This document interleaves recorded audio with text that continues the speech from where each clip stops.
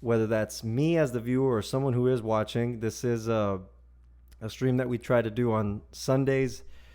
I say we as I am by myself. And we got another viewer also. Welcome, everybody. Could be that there's a bit more people watching because it's a later stream. I am trying something a bit different. Was anticipating that we were going to have a guest on the show, but nonetheless, this is going to be some anime talk, specifically about the drops on Sundays. We wrapped up Demon Slayer last week, so just probably going to be talking about AOT and Boruto. All right, the people that we're waiting on, they're reading the messages. We'll see. I think I got this figured out. Once they get in here, should be able to just get them on the stream. No big deal. We will see. All right, here we go. Let's start it off with Demon Slayer. I'm used to saying that. Attack on Titan. But let's talk about the OST Zeke's plan. Aaron's escaping from the prison and he's on his way up the hill, and you kind of start hearing that arpeggiated melodic thing in the background. If I had to imitate it, like that really creates this crazy type of suspense. And from the moment, I feel like for anyone who's a fan of music, when you first heard that, you were like, this is awesome. We're kind of getting an explanation as to how Zeke and Aaron were already kind of talking and figuring something out. It's a surprise to us. But they keep coming back to that song. And when Zeke's turning everybody into Titans after he screams, we hear like this. It almost sounds like a fiddle. They definitely reuse that OST a lot for some of the awesome parts. We heard that at the beginning. We see Annie. Annie is back. We haven't seen Annie since end of season 1. Awesome fight scene between her and Aaron. Crazy plot twist at the end of season 1 as well. And now she's back. And I feel like the way these sort of breaks that we're getting talked about last week, how we got this episode that was a bit more for the fans. We saw a lot of Titan killing, more of the regular sized Titans, the stuff that we're used to.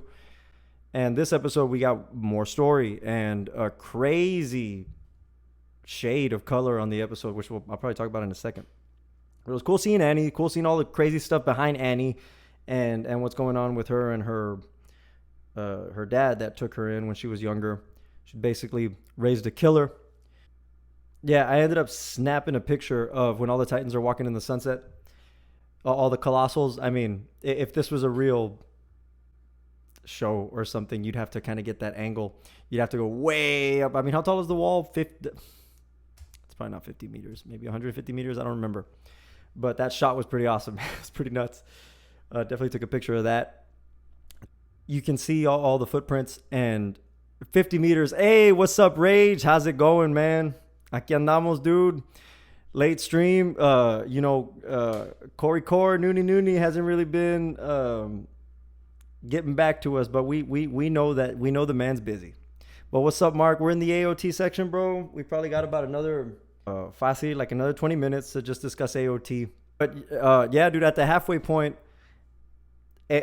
entre los footprints, you could see like some of the buildings and structures of stuff that's just like, I guess it's caught in between the prints. Like wherever there's a footprint, it's aplastado. But it's kind of nuts to see if you kind of look at that. Armin's like, be honest and tell Mikasa like, me vale, lo que está haciendo Aaron. Like I got a whole bunch of stuff going on. Like I don't care. It's like, damn, like shit is just weird and messed up. And before I forget, dude, where's the scarf? Don't tell me Aaron's up in the freaking stratosphere with a scarf around his neck. Hell to the nah. And which brings me to another point, man. Aaron, I don't think it's him. I think that thing's probably on some Black Zetsu energy, just waiting for the perfect time to initiate the rumbling. Rumbling started. We got that awesome color shade while the episode's going on. It's perfect. Just waiting for what the outside of the rumbling is going to look like. Hopefully this coming Sunday. That ending switches up with Connie when Falco's like, oh yeah, I kind of remember him, but I don't know what. Could have been because they were on that ship and Gabby killed Sasha. I was watching a reaction to someone watching episode 1 of Attack on Titan. If I'm being honest, it's a shout Lola and Mila. I think they're pretty cool. They're pretty popular when it comes to Attack on Titan reactions. But there's a scene where Falco, I mean, it's how the episode starts. He's laying out in the middle. He's laying in the middle of the battlefield, and he's like, First of all, that he's some sort of bird. There's this crazy foreshadowing that somehow Falco might inherit the Attack Titan because now we know that the Attack Titan can see the future. So I don't know. It's all crazy. We'll say there's a whole bunch of bird stuff. I just don't get it. I don't get how how it's gonna feel satisfying when this season wraps up with the amount of episodes that are left. Some people are expecting a movie. We'll see. Yeah. End of the episode, we see Hanji. We see Hanji being crazy, and we get a look at Levi, who's alive, refuses to die, humanity's strongest warrior. What the realistic thing to say is what? That Levi doesn't look good. Levi doesn't look good. He's not going to fight as the rumbling has started. What if we get some crazy kind of time skip? How crazy would that be if... I guess we'd have to take into account Connie's ride to his hometown. I mean, realistically, how long are those Titans going to take to get across the ocean? Like, it's going to take some time. Levi could recover. They could come up with some type of plan. I don't know if I'm itching to watch a rematch or a third round between Levi and Zeke. But I do want to see Levi go crazy, man. I do. I feel like we all do. Frog turning the show into freaking, Breaking Bad, some type of gangster show. The dissonance with the people inside the walls and this whole thing about, what Eren did was right. And no, well, he killed my family when the walls came down, this and that. And they're on the way to Marley. And what we see with Annie's dad, how much time? How fast are those colossals? If I'm in my V6... am I going to outrun the Colossals? How long does it take? How far is Marley? The edge of the island? I don't remember any of that information.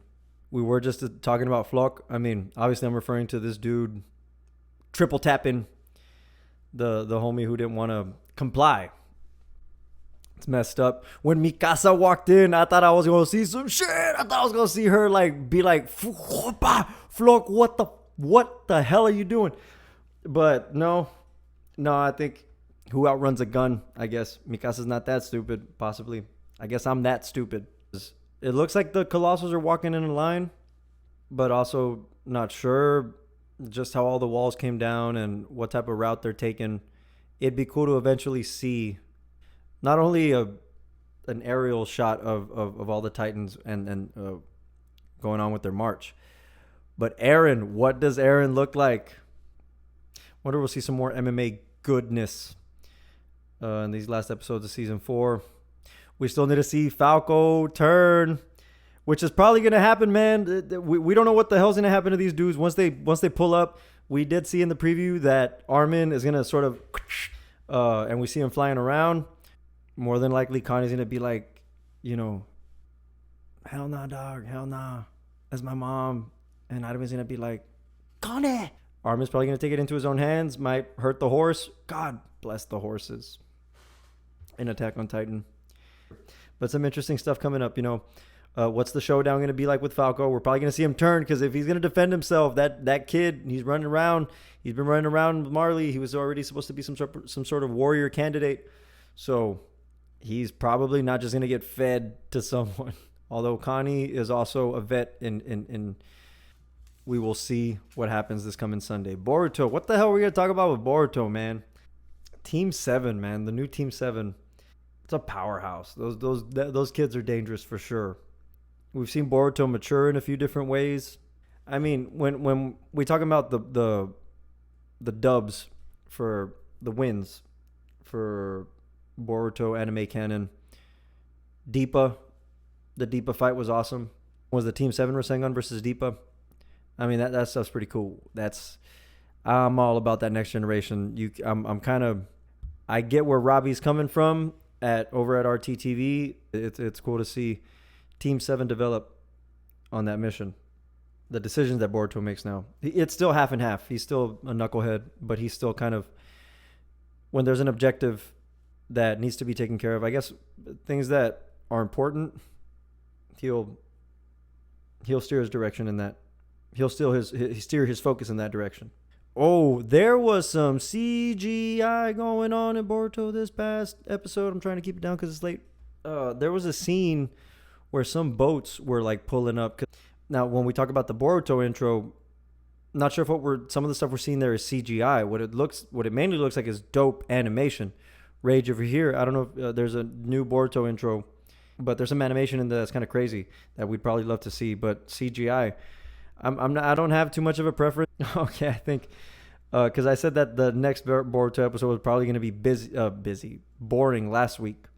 But there was some hands got thrown. Kawaki and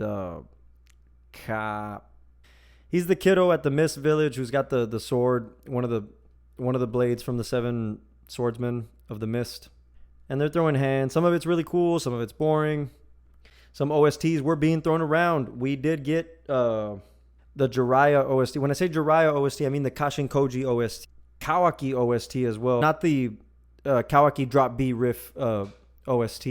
It's the one, still comes out in the same episode, but when it's Kawaki versus Garo, the first or second song, when that fight starts, it's got a pretty cool riff, and that's what they used. Definitely a fighting soundtrack.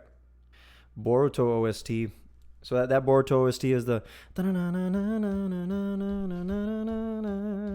like that's, the no more flutes for the new generation. Yeah, and the preview didn't look like anything awesome was coming. Just a whole bunch of, I said the same thing last week, but I'm definitely waiting to see either code or, I don't know, something that moves the story along. I did hear that there was possibly going to be, I wonder if that's what we're going to see after this arc in Boruto. Some of the stuff that we didn't see pan out, when it comes to like when Naruto was a teacher, when Sasuke and Hinata, Sakura, fall in love or whatever. I mean, all that stuff happened. So it'd be cool to get a Boruto arc and take a little bit of a blast to the past and see that before we get into some of the good stuff. Kawaki versus Boruto. That's the episode. Yeah, sorry.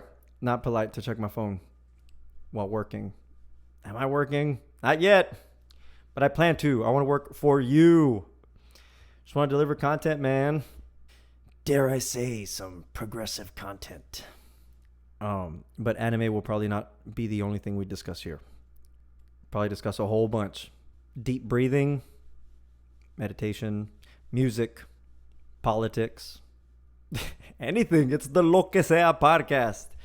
It's why it was named that. And one day the person who came up with that name will be on the show. Date bayo. Midnight. Oh yeah, we did one guitar stream. Had some homies hop on. It was a Saturday night. Mainly did a warm up and just played some fun riffs. Today I was tearing it up on the Strat, trying to get this time cover posted.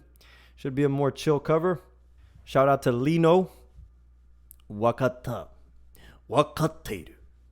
Aaron's dad, when Grisha said that was dope. Great vocal performance. Well, we're getting ready to wrap this up. Thank you so much for watching episode 2 of the Lo Que Sea podcast. Puros push-ups. Push-ups. Todo el día. Okay? Once again, thank you so much for watching episode 2 of the Lo Que Sea podcast. I've been your host, MJ. Ahí lo bachamos.